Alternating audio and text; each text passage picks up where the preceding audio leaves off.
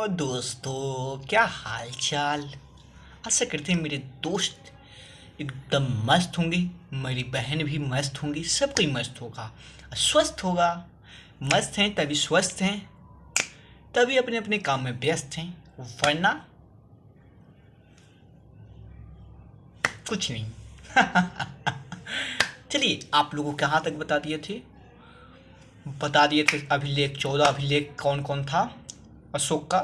अब बताते हैं सबसे छोटा अभिलेख। क्या सबसे छोटा अभिलेख? देखिए, अशोक सबसे छोटा अभिलेख रोमनी देवी शिला अभिलेख। ये जो रोमनी देवी शिला अभिलेख है वो लुम्बिनी में, लुम्बिनी कहाँ है? नेपाल में है। वहाँ पर इसमें आर्थिक के बारे में बताया गया है कि आर्थिक कैसे उस समय राजाओं को कंट्रोल करते थे, कहाँ से आर्थिक आता था। आर्थिक माने समझते हैं ना, पैसा कहाँ से आता था। इसके बाद आता है कौशाम्बी अभिलेख।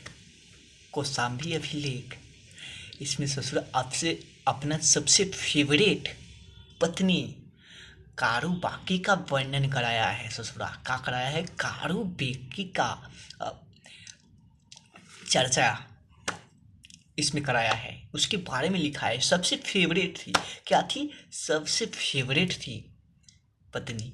फेवरेट पत्नी बनने के लिए क्या करना पड़ता है, चलिए बताते हैं क्या करना पड़ता है। देखिए, जब पुरुष बहुत छोटा छोटा बात को सीरियस ले लेता है, क्या लेता है? छोटा छोटा बात को। कोई लड़का है, उसको बोलो जाओ, बेचारा गुस्सा होकर हमको बोल दिए को भागने के लिए, भाग जाएगा। लेकिन लड़की को बोल दीजिए, ए नहीं होगा काम, तुम्हारा काम नहीं होगा। हम मेरा काम नहीं होगा, आप हमको बोल दिए, क्यों बोली, कैसे बोली?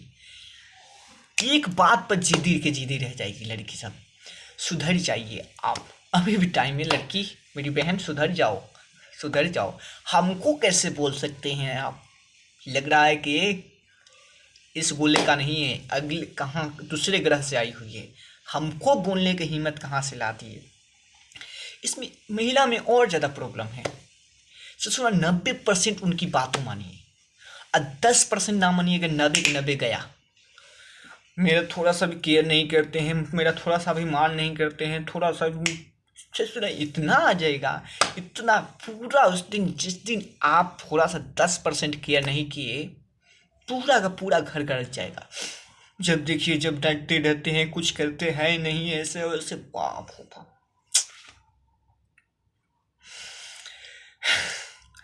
ऐसा नहीं कि पत्नी केवल है, अरे बहन, माँ, दीदी, जितना है सब सब एक ही हैं, एक ही नेचर का है। थोड़ा सा कुछ 10% कम कीजिए। मेरी माँ है, 60% अच्छे काम करूँगा, 40% जिस दिन गड़बड़ कर दिए, बाप हो बाप, जब से पैदा भइल बा, जब से जन्म ले ले बा, हमारे नाक में पानी कर दिले बा, बाप हो बाप, आज तक अच्छा काम नहीं करी, बाप हो बाप, पूरा एकदम न पूछिए।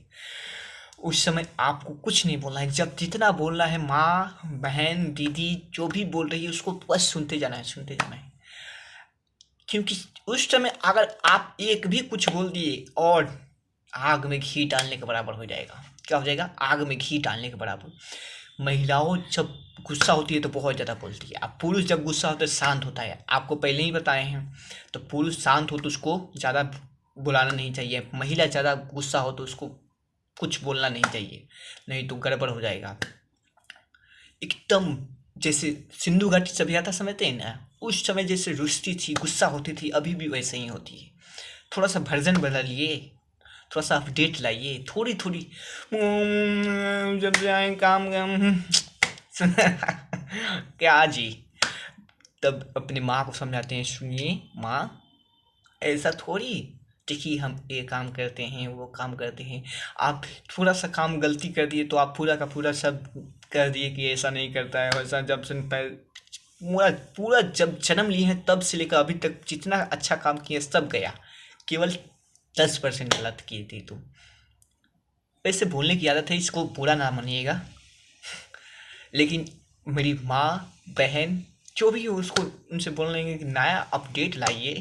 पुराना वाला छोटा सा बात के लिए गुस्सा हो जाना, खाना नहीं खाना, खाना खिला देगी, आप खुद सो जाएगी। खाना उस दिन खिलाएगी, सबको खाना खिलाएगी, लेकिन खुद ऋषि खाएगी ही नहीं। कौशाम्बी अभिलेख में किसका वर्णन है? कारोबाकी का। कौशाम्बी अभिलेख का को अकबर ने प्रयागराज से उठाकर कहाँ ला दिया? दिल्ली ला दिया, उठा लाया था। कहाँ? दिल्ली। टोपरा अभिलेख, इसमें ये भी दिल्ली ला दिया, इसको भी दिल्ली ला दिया। मेरठ में जो अभिलेख था उसको भी दिल्ली ला दिया गया। बिहार में कई जगह अभिलेख मिले हैं, किसका? अशोक का। बिहार में कई जगह अशोक का अभिलेख मिले हैं, जिसमें रामपुरवा अभिलेख चंपारण में, लौरिया नंदनगढ़ अभिलेख ये भी चंपारण में, लौरिया अरेराज अभिलेख ये भी चंपारण में। 3 अभिलेख मिले हैं बिहार में। कलिंग अभिलेख में विश्व शांति के बारे में लिखा है। ससुरा अच्छा हुआ कि विश्व शांति कर दिया। ये तो इतना मार मारा था कलिंग में, इतना मार मारा था कुछ ही नहीं, इतिहास गवाह है। बहुत मार मारा था, बहुत। अभी भी जाकर इतिहास उठा के देख लिया, कलिंग में इतना तबाही मचा दिया था। तबाही, इतना मार मारा कि इसका हृदय परिवर्तन हो गया। ससुरा हम कैसे मारती इतने लोगों को। उसी टाइम से सोच लिया कि अब युद्ध नहीं, इतने घर को उजाड़ती। उसी टाइम से बौद्ध धर्म ही जाने लगा। इसमें विश्व शांति के बारे में लिखा गया। भले कलिंग का शांति उच्चार कर विश्व शांति की बात करें। कलिंग अभिलेख में विश्व शांति। अशोक धम्म यात्रा की जानकारी राहुला सूत्र पुस्तक से मिलती है। धम्म एकदम यात्रा पर घूमता रहता था। अशोक कहता था कि जीवन में और जीने दो। कलिंग के बाद बोला कि जियो और जीने दो। क्या कह रहा है? जियो और जीने दो। ऐसे ही हम लोग इंसान का रहना चाहिए। क्या? जियो और जीने दो। क्या फायदा दूसरे को जीने दीजिए और खुद जिए। ये भी एकदम यही कंसेप्ट रहना चाहिए आप लोगों को मित्रों। देखिए एकदम ये सब हो गया ना, ससुरा पूरा मार डाला। उसके बाद बोला अशोक की जियो और जीने दो। ये तो बात हो गई हिटलर वाला। ससुरा 60 लाख यहूदियों को मरवा दिया। 60 लाख यहूदियों को मरवा दिया। क्या करता था? किवाड़ी एक कमरा था उसमें बंद कर देता था 20-25 हज़ार यहूदियों को। क्या करता था? बंद करता था। कोई भूखे एकदम आता था, 20 दिन 25 दिन के बाद खुलता था। कोई ऐसा मरा है, कोई वैसा मरा है। पूरा मार डाला 60 लाख को। और ससुरा कहता था कि शाकाहारी बनिए, मांस ना खाइए। ससुरा ऐसा हिटलर था। हिटलर के पास क्या हो गया? तो ओवर कॉन्फिडेंट के चलते ये खत्म हो गया। ओवर कॉन्फिडेंट हो गया था एकदम इसके पास।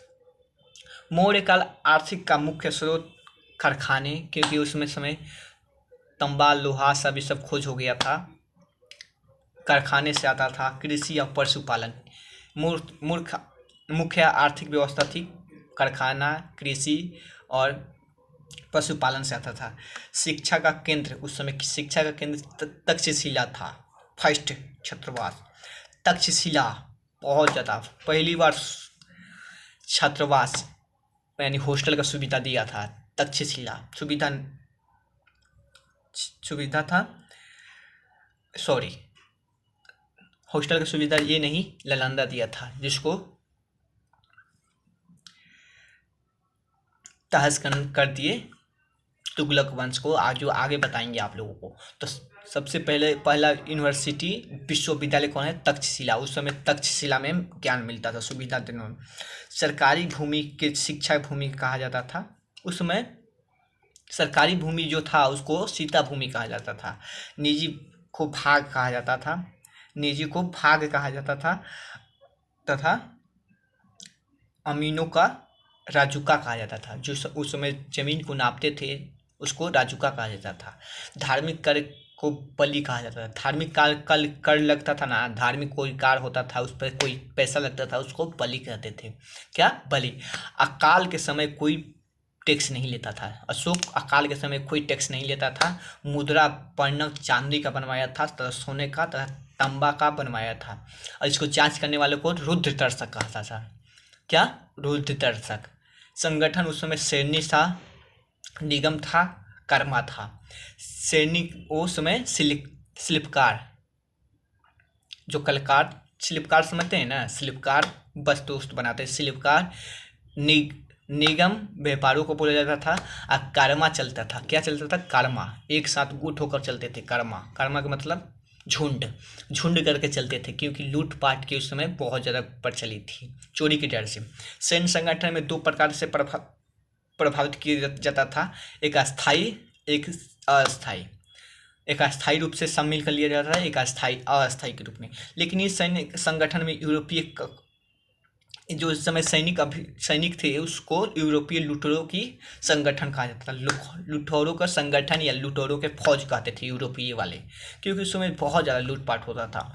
सेना का अध्यक्ष करने वाले को सेना नायक कहा जाता था। क्या कहा जाता था, सेना नायक कहा जाता था। और सेना व्यवस्था की जानकारी का अर्थशास्त्र सबसे अधिक इंडिका में मिलती थी। अर्थशास्त्र की चीज का है, चाणक्य का पुस्तक है, और इंडिका मेगास्थनीज का पुस्तक है। उस समय का सब जानकारी अधिकांश यही दो बुक में मिली है, किसमें, अर्थशास्त्र और इंडिका में। अब समारत, ये टैक्स वसूल है, समाहरत, जो उस समय टैक्स वसूलता था, समाहरत कहा जाता था। जिले का टैक्स डीएम इसलिए कलेक्ट करता जाता था। समाहरत कौन, समझ गए ना किसको कहा जाता है, राजूचुक को कहा जाता है समाहरत। समाहरत से डीएम जो होए ना, समाहरत हिंदी में उसको समाहरत कहा जाता है, क्योंकि समरालय, कहाँ जा रहे हैं, डीएम ऑफिस, या हिंदी में बोलेंगे समरालय। तो उस समय जो टैक्स उछलता था वो समरालय। अभी भी जिला का टैक्स कौन देखता है, डीएम ही उछलता है। सीता के अध्यक्ष भूमि को कहा जाता है। सीता अध्यक्ष, भूमि का अध्यक्ष जो होता था, आकार का अध्यक्ष, खनन का, लक्ष्मण, मुद्रा का, और राक्षसनी, पुलिस का, राक्षसनी। अभी भी पुलिस हम लोग के लिए क्या है कुछ है राक्षस जैसा, सब नहीं है मित्रों।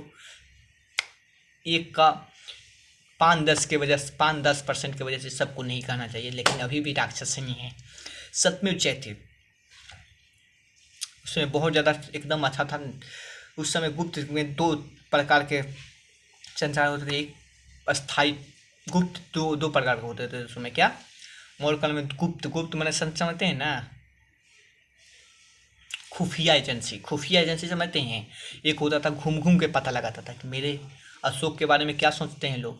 एक होता था वहीं पर दुकान कर लिया और वहीं पर रहकर अस्थायी जानकारी ले रहा है। तो दो प्रकार से उभरी खुफिया एजेंसी थी, एक अस्थायी, दो घूम घूम के जानकारी लेती थी। एक होता है मौर्य काल के वस्तुकाल में लकड़ी का भवन बहुत ज़्यादा विकसित थी, बहुत ज़्यादा लकड़ी का घर और बहुत ज़्यादा डिजाइन लकड़ी का सामान मिलता था। इसलिए सिकंदर आया था, वो कारपेंटर को लेना चाहता था, किसको, बढ़ई को ले जाना चाहता था। अशोक के टाइम में अशोक स्तंभ जो सारनाथ में है, बहुत ज़्यादा, सारनाथ देखें हैं, अरे पुलिस के प्रति एक नहीं रहता है, जिसके लिए हम लोग तैयारी कर रहे हैं, अशोक स्तंभ। उसमें बताया गया कितने बाघ हो रहे हैं, शेर रहे हैं, कितना, 4 शेर हैं, जिसमें 3 दिखाई देते हैं, एक छुप पीछे रहता है, तो कैसे दिखाएगा। वो बनवा कर ये साबित करना चाहता था कि अब अहिंसा का प्रतीक, एकदम अब हिंसा होगा ही नहीं, अहिंसा का प्रतीक है। 4 शेर से कहा जाता है कि एक जंगल में एक ही शेर रहता है, एक ही राजा रहता है, लेकिन ये 4 बैठा के ये कहना चाहता था कि अहिंसा, अब हिंसा होगा ही नहीं। पटना का तीर्थदार, पटना में यक्ष याग्नि का मूर्ति मिला है, वही यक्ष और याग्नि का मूर्ति मिला है। 84,000 स्तूप दान कर दिया था, कितना बनवा दिया था, कितना, 84,000 स्तूप बनवा दिया था। क्या, उस समय समाज बहुत अच्छा चलता था। उस समय का तलाक को मोक्ष कहा जाता था, उस समय तलाक को मोक्ष कहा जाता था मित्रों का, मोक्ष। अभी मोक्ष आना चाहते हैं, ऐसा काम क्यों करेंगे कि मोक्ष नौकरी ले लीजिए, उसके बाद दोबारा मोक्ष की जरूरत ही नहीं पड़ेगी। पत्नी आएगी, अच्छा से मानेगी, सब कोई अच्छा से मानेगा मित्रों, सब कुछ अच्छा से। इसलिए मोक्ष चाहते हैं तो सबसे पहले जॉब लीजिए, उसके बाद मोक्ष अपने आप मिल जाएगा मित्रों। क्या मिलेगा, अपने आप मिल जाएगा। उसके बाद आता है कि सबसे श्रेष्ठ पद गांव में ग्रामीण होता था, 10 गांवों का गोप होता था, जिला का राजू होता था, राज्य का प्रवंती होते थे और सबसे ऊपर राजा होता था। गांव में ग्रामीण, 10 गांव का गोप, जिला का राजू और राज्यपाल विश्वपति और सबसे ऊपर राजा। चंद्रगुप्त के समय चार प्रांत थे। चंद्रगुप्त 4 प्रांत को जीता था, जिसका कुछ राज और राजधानी। चंद्रगुप्त किसका? अशोक का दादाजी थे। प्राची का नाम जो अभी पाटलिपुत्रा है, प्राची जो पाटलिपुत्रा है उसका राजधानी पाटलिपुत्रा था। कलिंग का तोसले था, कलिंग जो उड़ीसा में है तो तोसले था। उसके बाद अवंती का उज्जैन था राजधानी। दक्षिण भारत का स्वयंगिरी, उत्तर प्रांत का तक्षशिला। 4 प्रांत जीता था। उस समय राजधानी पाटलिपुत्रा थी। सबका राजधानी, जैसे दिल्ली है पूरा भारत का, वैसे ही सबका राजधानी पाटलिपुत्रा था। विश्व की रानी कहा जाता था, पटना को विश्व की रानी कहा जाता है। तो क्या विश्व की रानी कहा जाता है। उस समय प्रहरी बहुत बेहतर काम करते थे। प्रहरी का क्या काम करते थे? बहुत अच्छा। एक ससुरा आया, कौन? एक आया विदेशी, ह्वेनसांग। उसको लगा, देखा तो कहा कि अरे ये तो भगवान बनाए। वो अपने किताब में लिख दिया कि भगवान यहाँ पर एक बंगला को बना के गए हैं ससुरा। ह्वेनसांग कौन लिखा? ह्वेनसांग ने लिखा। अशोक उत्तराधिकारी कुणाल को बनाया। किसको? कुणाल को बनाया उत्तराधिकारी, जो बकलोल था। कौन था? बकलोल था। कुणाल के बेटा दशरथ था। दशरथ को सब ऐसे ही बकलोल होते थे। दशरथ था। दशरथ के बाद आया बृहद्रथ, ये भी बकलोल। ये इतना बकलोल था कि कोई भी काम होता था तो सैनिक से परेड लेता था, जय हिंद सर, जय हिंद सर। तो इसका सेनापति था पुष्यमित्र सुंग। एक दिन परेड करवाया और बोला, चलिए सर आपको दिखाते हैं, परेड दिखाते हैं आपको। सब मार डाला। किसको मार डाला? बृहद्रथ। तो मौर्य वंश के अंतिम शासक बृहद्रथ। कौन? बृहद्रथ। ये सब कुणाल, दशरथ, ये सब कौन? बकलोल था, बकलोल। कुछ नहीं किया। पुष्यमित्र सुंग मार डाला और अपना क्या किया? अपना शुंग वंश का स्थापना किया। क्या किया? शुंग वंश का स्थापना किए। अब अगले वीडियो मिलेंगे शुंग वंश के साथ। जय हिंद, जय भारत।